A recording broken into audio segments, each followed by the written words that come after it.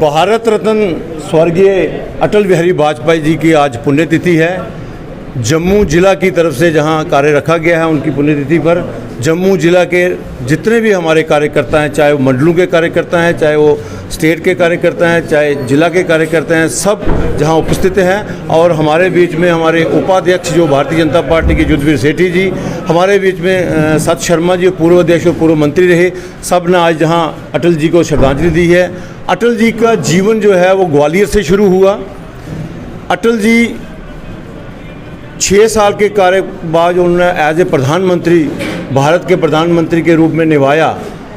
3 बार वो भारत के प्रधानमंत्री बने, पहले 13 दिन, फिर 13 महीने और उसके बाद पूरा काल अपना समय पूरा उन्होंने किया एज ए प्रधानमंत्री।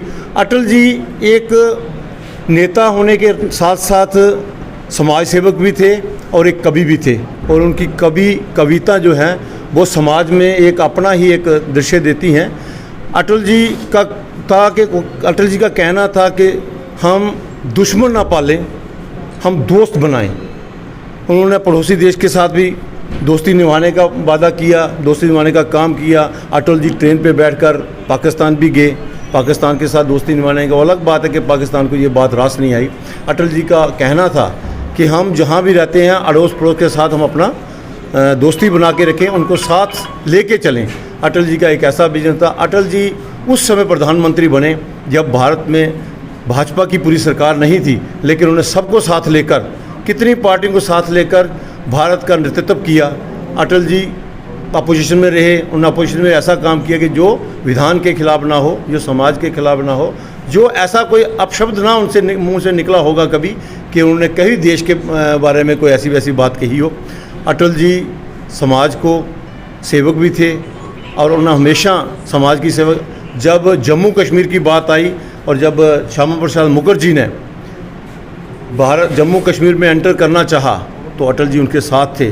और उस वक़्त भी श्यामा प्रसाद मुखर्जी ने ये कहा था, अटल जी भारत को संदेश दे दो कि मैं जम्मू कश्मीर में एंटर हो रहा हूँ और 370-35 एक जो दफ़ा है उसको तोड़ने जा रहा हूँ।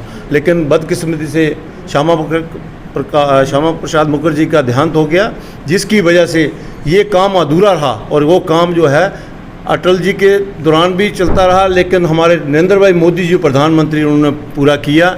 अटल जी देश में एक नई लहर लेके आए थे। अटल जी के बनाए हुए जो प्रोजेक्ट हैं वो पूरे हिंदुस्तान में अब भी चल रहे हैं। उसी प्रोजेक्टों पर, उसी हुई बनाई हुई उनकी सोच पर आज हमारे प्रधानमंत्री नरेंद्र भाई मोदी जो हैं उसी सोच पर चल रहे हैं। जैसे हमारे प्रवक्ता ने, जो सेठी साहब ने कहा, साथ जी ने कहा, उन्होंने उनकी जीवनी पर सारी बात कही। मैं इतना ही कहूँगा कि अटल जी एक सक्षम नेता थे। अटल जी एक ऐसे नेता थे जिनको कभी अपोजिशन ने भी अपोज नहीं किया, जो अपोजिशन भी उनकी बात सुनना चाहती थी। और जब वो भाषण में बोलते थे तो किसी की ज़रूरत नहीं होती थी वो संसद में कहीं आवाज़ निकाले, सब बड़े ध्यान से उनका भाषण सुनते थे, क्योंकि वो भाषण जो था देश को अग्रसर ले जाने के लिए, समाज को बढ़ाने के लिए और भारत को विश्व गुरु बनाने का संदेश देता था। इन्हीं शब्दों में मैं अपने बात को विराम दूंगा और अटल जी के चरणों में नमन करूंगा कि अटल जी हम सबको ऐसी सद्बुद्धि दें, हम भी उनके बताए हुए रास्ते पर चलें। जय हिंद, जय।